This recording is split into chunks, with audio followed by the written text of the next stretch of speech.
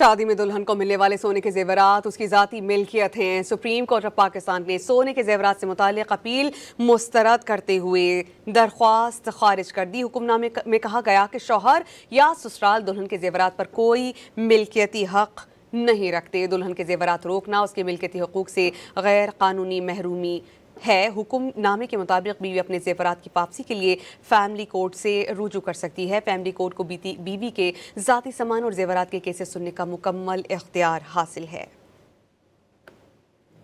شادی میں دلہن کو ملنے والے سونے کے زیورات اس کی ذاتی ملکیت ہیں۔ سپریم کورٹ آف پاکستان نے سونے کے زیورات سے متعلق اپیل مسترد کرتے ہوئے درخواست خارج کر دی۔ حکم نامے میں کہا گیا کہ شوہر یا سسرال دلہن کے زیورات پر کوئی ملکیتی حق نہیں رکھتے۔ دلہن کے زیورات روکنا اس کے ملکیتی حقوق سے غیر قانونی محرومی ہے۔ حکم نامے کے مطابق بیوی اپنے زیورات کی واپسی کے لیے فیملی کورٹ سے رجوع کر سکتی ہے۔ فیملی کورٹ کو بیوی کے ذاتی سامان اور زیورات کے کیسز سننے کا مکمل اختیار حاصل ہے۔